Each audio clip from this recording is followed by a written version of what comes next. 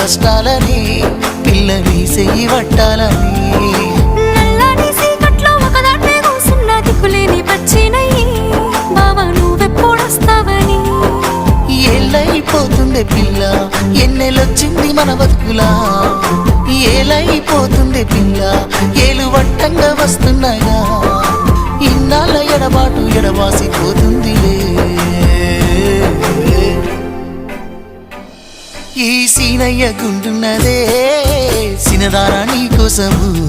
ఈ దూరాన్ని చెరుపుతూ తీరాల తెగిరింది అందాల ఈ మానవు